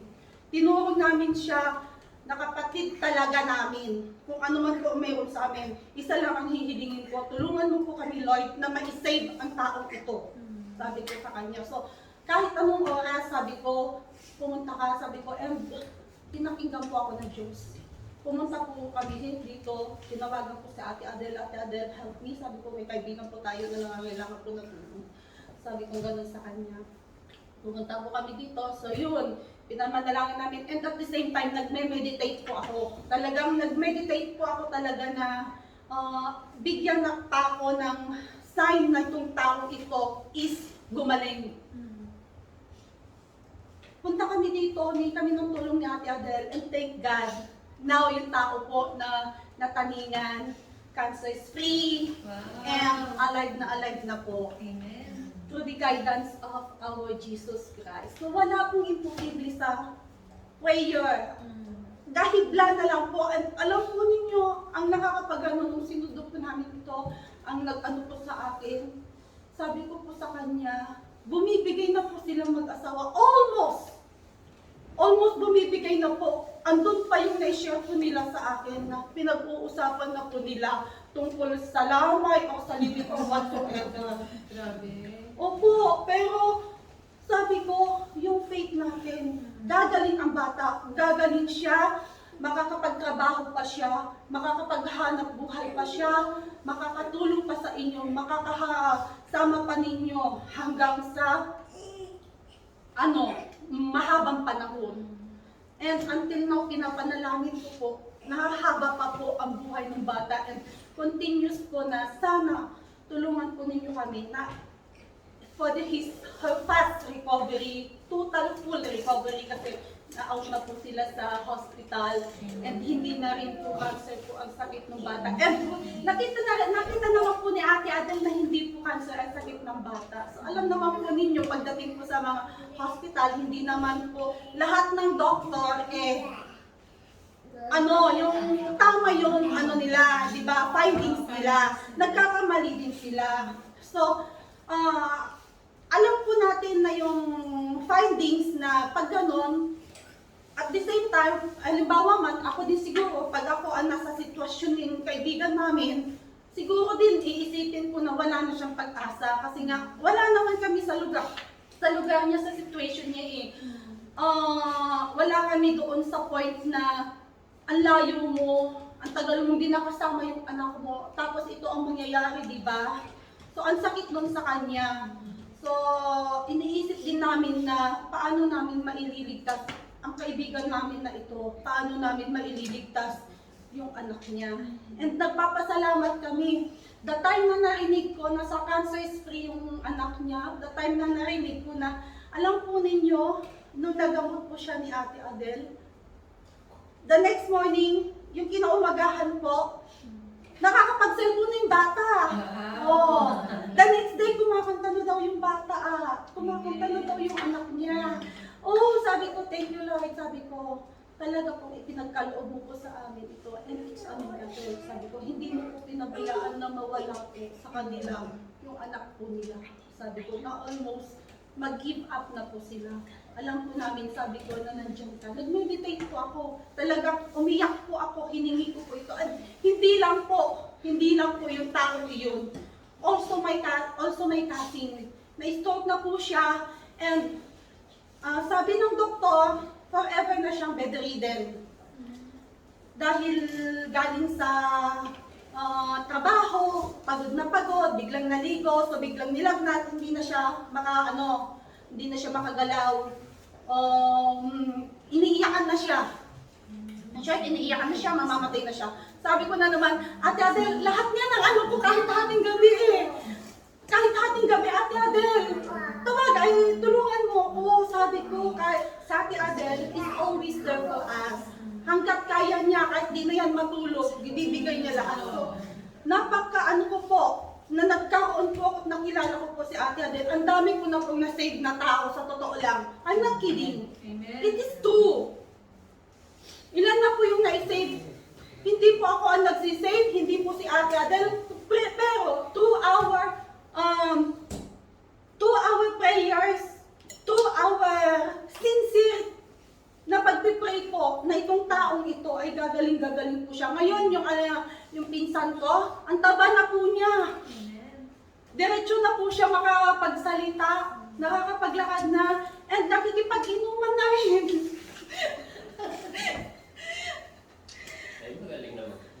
Magaling na siya. So, wala pong imposible. Wala pong imposible sa Panginoon. Pero kung wala tayong trust sa Kanya, wala tayong tiwala sa Kanya, i-give up natin yung pananampalataya natin. Hindi natin ma-reach yung gusto natin. Hindi natin, kung tayo na alam natin na hindi na gagaling yung tao o wala siyang, kung wala mang faith yung taong iyon, tayo na mismo ang maging daan niya para magkaroon siya ng faith. Napaka-miracle po talaga yung nangyari po na mga ito sa aking buhay, sa aming mag-asawa. And sana yung mga fear na nararamdaman natin, yung mga insecure na nararamdaman natin, yung mga tawag ba dito, pride na nararamdaman natin, i-overpass po natin yan. Di ba may overpass? I-overpass natin yan. Galing ka dito, dadaan ka doon, to faith to God. Para makalakad po tayo at yung gusto po nating marating sa buhay, makakamit po natin ito. Wala po imposible sa Diyos. Ilang beses na po nagkakaroon ng miracle sa buhay ko. And God is always there for us. God is always watching us. Spirit is always watching us. Mayroon nga akong kwento. Ewan ko lang if you heard it already. Mayroong bata sa Christy, siyang sakristan. Binilhan siya ng papa niya ng bike. Wow, sabi niya. Ang ganda ng bike na to, sabi niya. So nagkakaroon ng mass.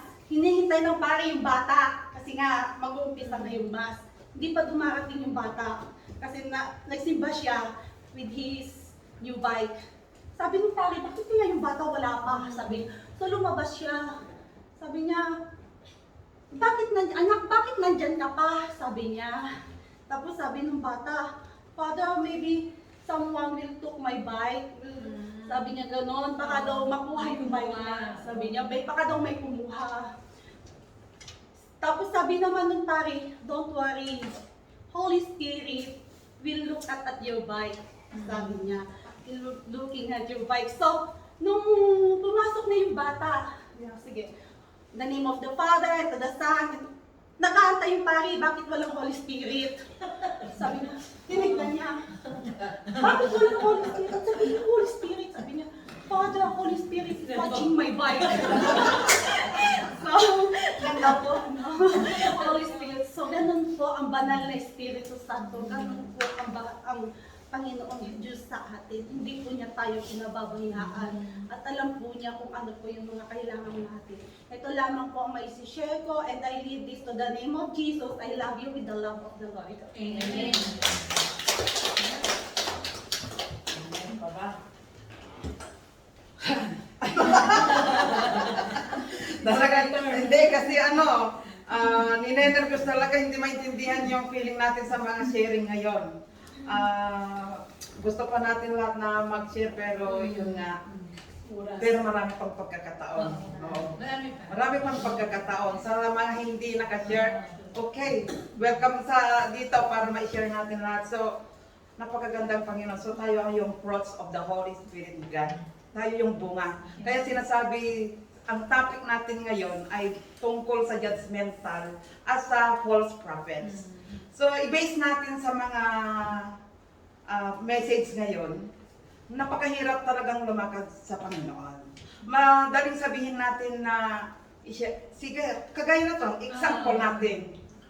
Kasi madaling i-share natin yung lahat, the words of God. But, yung ating self, yung nga hindi mo makikita yung sarili mo, di ba? Maraming pagkukulang. Marami yung talagang hindi mo mabubuo para i-welcome ka ng mga tao. So only God knows yung mga physical and emotional, yung alam ng buhay natin ni God. Siya lang nakakaalam. So, mahirap yung sinabi si Sister Jem, explaining niya lahat yung judgmental. Napaka-touch yung mga explain niya. Di ba, Sister, don't worry yung taga ng explain mo, pero nakaka-touch yung words lahat. Sister, lahat dito. Parang napakaiyak kung i-realize mo talaga na yung mga mensahe ninyo ay kung talagang ipinasok natin sa puso at isipan natin, ang Panginoon sumasaya sa atin. God talaga nga, napaka-love talaga sa atin na hindi tayo pababayaan. So kagaya yung testimony si Sister, lahat tayo ay mga instrumento. Dahil tayo ang bunga ng Espiritu, tayo yung ginawa niya. Kaya alam ang Panginoon ang lahat-lahat kung ano yung need natin. Dahil ang Diyos hindi po madamot. Ano man yung ginagawa natin, makasalanan man natin o hindi, mahal tayo lahat ng Diyos. Kasi siya yung nag-created sa atin eh. Siya yung gumawa kung sino ka. Alam niya ang kalitliitang bagay kung ano ka na ipanganak. Hanggang sa kukunin ka niya. So yung the best lang na gawin natin ay talagang kilalanin natin ang Panginoong Diyos na siya ang Ama. Na siya yung pinagmulan natin sa langit at lupa. Dahil ito na nga yung physical natin mamamatay, but yung spiritual, buhay na buhay. Yun nga, pinapangaral lahat sa words of Bible. Nandyan lahat kasi yan eh. Kailangan natin yung words niya ay, kagaya si Sister sinabi niya, parang yung, explain si Sister, yung preaching niya ngayon ay talagang, nakarating talaga sa akin yung kalitiitang bagay na, talaga naman. Pero dapat yung pag-devotion natin, yung religious natin, yung faith natin kay God, dapat din natin na i-cultivate. Oo, i-cultivate na kagaya yung puno na itinanim natin. Umaasa ka na itinanim mo ang bunga ay maganda, na umaani ka, pero hindi mo siya inalagaan. Kulang ng vitamins yung mga fertilizer, kulang yung pag-spray mo sa puno na yon. So ano yung bunga na yon? Hindi maganda yung kalabasan. For the meantime, nag-grow pa lang, pero nakita mo na yung leaves niya ay kinakain na ng uod. Diba? So ganun din ang tao. If you're not cultivated yung sarili mo, pag hindi ka marunong lumakad, tayo mawawala ng landas. Diba? Mostly, pag wala ang Diyos sa iyong puso ay hindi mo maalala, hindi mo makita ang iyong sarili kung paano ka nag-grow, kung paano mo ma-achieve yung goals natin. Diba? So, ang Diyos talaga ay mapagmahal talaga. Kahit hindi man natin ma-achieve yung goals, hindi pa tayo pinapabayaan. Nandyan pa rin sa atin. Kasi alam niya, nandito siya sa ating puso. Hindi niya tayo sinisira, bagkos linalagaan. So, wag yung pagmamahal ng Diyos natin kagaya ng sanggol, ibinubuhos natin para siya tumaba, maging health siya. Dapat, ganun din ang Diyos sa atin. Diba? kung hindi mo na siya pinababayaan mo, ano yung busy ka sa pagtatrabaho, yung anak mo pinabayaan mo, so maraming nahuhulog, anong kalagayan, yung magkakasakit sila. So ganun din ang Panginoon. Pag ang sarili natin, pag hindi natin inalalagaan, tayo mawawasak. Hindi tayo makakapunta sa kanyang kingdom. So napakaganda yung topic si Sister Ever sa araw na ito kasi gusto naman natin ma-share natin lahat ano yung gusto natin, pero yung oras, may limits eh. Oo. So, hilingin natin sa Diyos na huwag tayong mag-judgment sa kapwa. Una sa lahat, ito po yung nag-aalinlangan, ito po yung toxins sa ating first talaga, yung isipan natin. Kasi yung heart nandiyan lang nagmamahal. O kung ayaw magmahal. Pero yung mind natin, nandyan lahat ang sentro ng ating karunungan, gawa, kabutihan. Nandiyan lang kasi ito yung ito yung nagwo-work sa ating buhay, yung kaisipan natin. Kung gumawa tayo ng mabuti at hindi. Kasi alam natin ito kahit bubo ka kahit marunong ka kahit marunong ko kung hindi mo ina-apply. Ganyan din. Kahit bubo ko kung marunong ka rin, marami ka rin kaalaman, lahat naman magtatagumpay hindi man lahat, pero nandyan, yan ang life natin kay God. Kaya hindi tayo pinaparehas. Kaya nga walang perfecto sa mundo. Nagkakasala lahat. But we need to perfect ourselves talaga. Kasi kailangan natin na kahit we have a lot of trials, yung mga mahirap, pero yung trials na yan, pag talagang tinanggap mo si God sa iyong puso, talagang binubuhusan ka kagaya ng ulan. Yung mga walang nag-aalaga sa kabundukan, nabubuhay sila kasi mahal ng Diyos yung mga halaman na yan, yung mga kailangan natin yung air. Kumbaga, yan sila yung din yung mga puno kasi kung tignan mo, kung wala ka, kagaya ng desert, kung walang puno, init na init. Hindi mo malalasap yung talagang fresh na hangin. So, ganun din ang Panginoon, di ba? So, mapapalad yung talagang nag-walk with your faith, with your work talaga ng Panginoon. So, dapat i-roll natin ng Panginoon. Huwag tayo yung mapaghusga. Kagaya ng sinabi ng 1 Peter, verse 2, ganun yun ba? Na lahat na iwanan na natin ang lahat ng mga walang kabuluhan, kumbaga. Pero it's not the word, pero yun ang topic niya lang, kumbaga, alike yung words na yun. Na umiwas na tayo sa lahat ng mga pagkukunwari, pag-aalinlangan, yung galit at puot. Nandun yung kasabihan doon na kung pwede tayong i-focus natin ang ating sarili, ay magagawa natin. Kasi kung tinanggap na natin si Jesus sa ating buhay, alam niyo, parang ang saya natin, parang open ka sa kapwa. Masaya ka kasi mahal mo siya, tinanggap mo na si God sa iyong puso Kaya minsan pag galit ka, kasi lahat naman siguro natin, na-experience na natin, di ba? Hindi lang naman sa kasalanan, kasi pag gumawa tayo ng kasalanan, maano pa natin, maala niya, ano ba yun? Parang nagigising din natin. Pero in-ignore mo yan. Parang wala lang yan. Kasi, yung iniisip mo yung kasiyahan mo. Pero pag iniisip mo, yung talagang pagbabago mo, at pagmamahal ng Panginoon na tinanggap mo, alam mo yung, wala yan. Hindi nyo maano yung chismis. Kasi pag nagkikismis ka, okay, experience natin yan, yung paninirang puri. Pero habang nagkukwento ko, nagflaplas na sa ating isipan yan na bakit ako dito, hindi pwede. Yung parang i-stop na natin ito kasi yan ang conscience ng Spirit ni God. I-remind sa atin bawat minuto sa ating ginagawa sa ating buhay na kahit hindi tayo nakikita yung kapwa natin, but God knows inside, outside. Kasi siya lang ang nakakaalam sa ating buhay. Kaya ito na yung araw, wag na natin ipapamaya, ipabukas. Kailangan na natin talaga na magbago, mahalin ang kapwa kasi ito yung destination natin dito yung magmahalan. Kasi we are the fruits of Holy Spirit ni God. Kailangan din natin na kung ano yung love ng ating Diyos, ganon din ang kapwa. Ganyan mahalin natin ang ating sarili. So, wag na tayong paninilang puri, huwag na natin inggit, huwag nang mag-judge. I-focus natin yung main ng goals natin, yung way natin papunta sa kingdom. Si God. So, thank you mga sisters and testimony. Brother Lester, thank you sa tiwala at nakarating ka dito. Parang miracle. Nothing impossible sa Panginoong Diyos kasi buhay na buhay ang Diyos para sa atin. Lalo na pag tumawag tayo sa Kanya, even though na tomorrow wala kang wala, God sending us. Amen. Oo. Yung trust mo sa Panginoon talagang hindi tayo pababayaan. Kahit wala kang pera dyan, umaasa ka, nag-work ni Lord sa iyo. Pinapakain ka ng 3 times a day talaga. Ito yung pasalamat ko kay God sa kanyang ipinakita sa akin na instrumento lang ako. Hindi ko pinaano ng sarili ko. Supposed to be, ayaw ko yung since nung tinanggap ko ng Panginoon for my first time talaga yung ganitong sitwasyon. Naiinis ako sa sarili ko, bakit ko tinanggap ni God? Oo, hindi noon kasi ayaw ko yung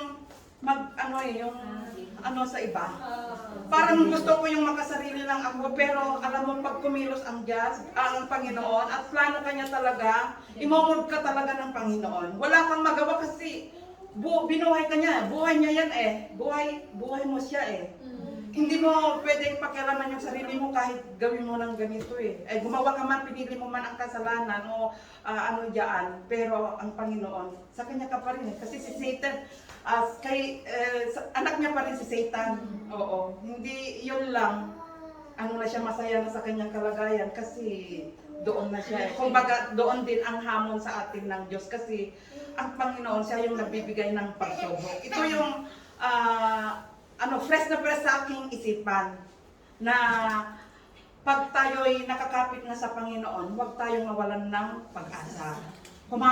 Kumapit tayo hanggat kaya natin yung faith natin kay God. Kasi kung baga nakakapit ka na sa Kanya, pag nakakapit ka na sa Kanya, hindi ka ihulog ng Panginoon. Pagsubok man, mayroon ka mang pagsubok yan, pero makuha mo pa rin yung puno na yon kung inakyan mo ang puno. Makuha mo pa rin yung prutas na iyon. Kaya huwag kayong mag-aalala sa Panginoon. Lahat na hindi nyo pa sinasabi, na hindi mo pa plano ito, ang Diyos nandiyan na sa harapan mo. Nandiyan na sa harapan mo ibibigay. Kahit yung gusto mo na maging ganito ako, pag hindi niya gusto ang Panginoon na hindi para sa iyo yan, hindi niya ibibigay. Pero ang Panginoon, pag nakikita niya talagang na you're my daughter or my son, you're my children. Nakita kita. Kasi ng Panginoon din yan, pantay-pantay ang pagmamahal, pero mayroon ding best sa mga lumalakad sa Kanya. Kaya nga, pagdating ng araw, ma-screen tayo yan. Ma-screen tayo. Hindi lahat tayo nakakapasa sa point ng percent. Pero, pag nakuha mo iyon, makakapasok tayo sa Panginoon. Sa Kanyang kingdom. Na? 75 pwede. 75 pwede na. So, basta sabi ni sister na yung commandments na kailangan natin i-work natin yung commandments na iyon, makakapasa tayo 75%.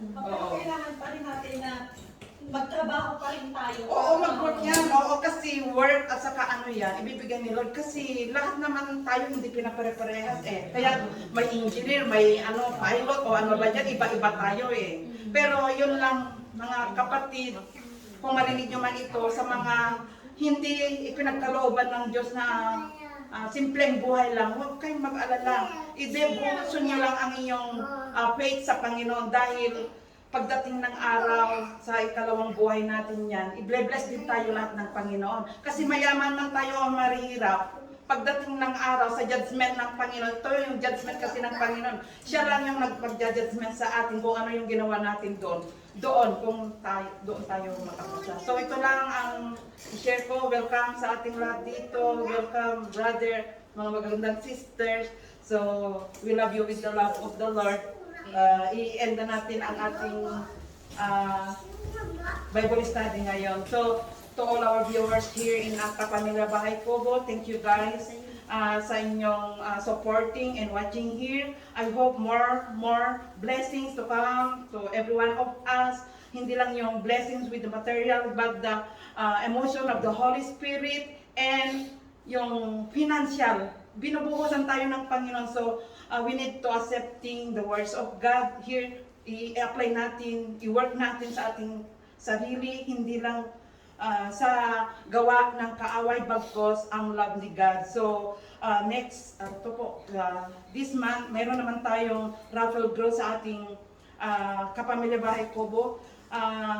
Ito po yung may appreciate sa mga supporters, sa mga sa mga comments ninyo. Salamat sa lahat ng inyong effort din sa panonood. But God, siya lang yung makapagbibigay sa inyo ng siksik digdig at umapo. At lahat din sa church ni God dito, nandito ang presensya ni Lord. So sa lahat ng nakakapasok dito, ang Diyos ang sumasa inyo ang kanyang presensya dahil ito'y pinagkaisa tayo bilang isang bunga ng Espiritu Santo ng God. So, yes Lord God, ihanda natin ang ating sarili. Tanggapin natin na ang Panginoong Diyos ay nasa ating puso ngayon at magpakailanman. Yes Lord God, Father, Panginoon Jesus, Ama, salamat po sa oras po na ito at kami, i-guide mo kami sa magandang pagpapala ng inyong Espiritu, ng iyong salita, Panginoon, ng bawat instrumento na iyong binigyan ng mensahe dito ay galing po sa iyo. Naway, Panginoon, alisin mo po yung balakid sa aming puso, na anuman ang judgmental namin sa kapwa, sa sarili namin, o anumang bagay na nangyayari sa aming buhay, Lord, bigyan mo po kami ng pagkakataon na maging malinis po, na humarap po sa iyo, Panginoon. Bigyan mo po kami ng pagkakataon na tumanggap po sa iyo na ang iyong presensya ay tunay na buhay sa aming puso at sa aming buhay. Ano man ang aming kalagayan sa bawat tao na iyong nilalang, Panginoong Diyos, ipagkalooban mo po kami, Panginoon, ng kalakasan na humarap sa lahat, Panginoon, lalo po ang presensya mo na ito ihanda namin sa aming kaligtasan at i-apply din namin sa lahat ng ipinagkaloob mong mahal namin sa buhay, mga kaibigan, and the whole world, yung mga humankind mo, Father God. We thank you really, Father God, ang anointing mo, Lord, na napakahalaga, Panginoong Diyos, ang sambahin ka sa banal mong Espiritu, na manahan ka sa aming puso, ang Ama. Inihiling namin, Panginoon, ang iyong guidance, Lord God, na hindi mo kami pababayaan sa lahat, anuman po ang nais namin gawin sa aming buhay. Lord, ipagkaloob mo na ang aming gagawin ito ay galing po sa iyo, Father God. Ilayo mo po kami sa lahat ng anuman ang gawa ng kaaway, bagkos Lord, i-shield mo kami ang iyong mapagpala mong kamay, spread your love to us, Father, na nangangailangan, especially Lord God, sa mga taong hindi nila naaagapan ang mga sakit na ito. Alam namin, Panginoon, na himala ka sa lahat, Father, Ama, dahil ikaw ang nagmula ng aming buhay. Kaya utang namin ang loob sa iyo, Panginoong Diyos, na nanumbalik kami, Ama, sa kapangyarihan mo sa iyo, na imold mo kami sa iyong Espiritong banal sa aming buhay, na ipinagkaloob mo dito sa sanlibutan ito, Father. At ganun din ang mga enemies namin, Father God. Anuman po ang hindi namin ma-perfect, na i-appreciate sa kanila, o anuman, Panginoon, yung galit at po namin sa kapwa, Ama, tulungan mo po kami. Imold mo kami, Panginoong Diyos, ang iyong kapangyarihan na mawala po ito. Ang pride namin, Panginoon, ito'y nagmula kami sa iyo, Panginoon. Huwag mo kaming ihapahintulot, Lord, na maghari ng kaaway mo, bagkus, Panginoon, maghari ka sa aming buhay.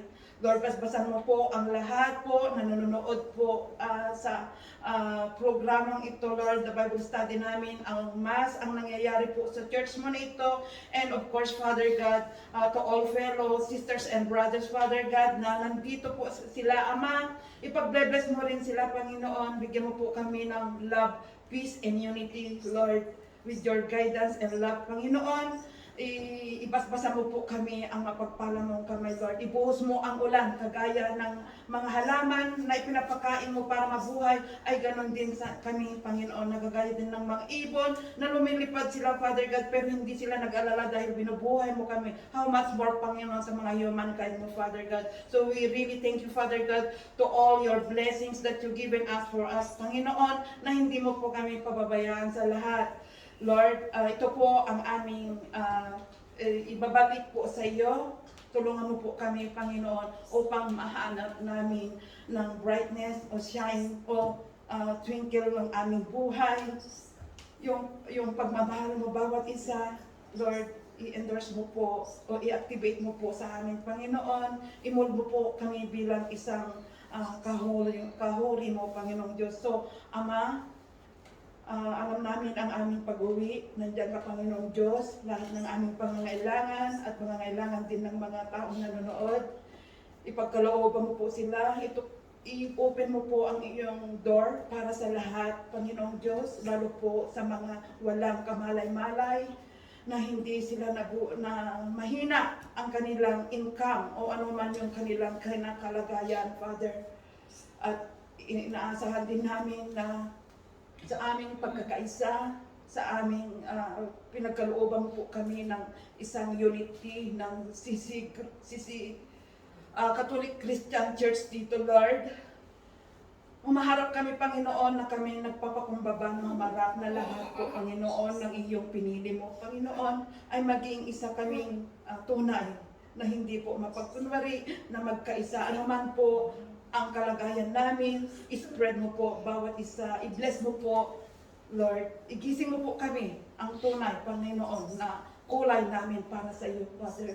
So ito po ang aming dinadalangin po, Panginoon, sa lahat, Panginoon, ng pinagkaloob mo sa amin. Ipapasalamat namin ito, especially our health, God, Lord, and yung mga wealth namin na ibuhos mo ang ulan, Panginoon, ang aming pangangailangan, especially po yung aming espiritu para sa iyo upang mailigtas kami sa kasalanan, Panginoon Diyos. So ito po ang aming pasasalamat sa iyo, Ama. Ito, i-bless mo po kami bawat lahat, Ama. So ito po, salamat in Jesus' name. Amen. Amen.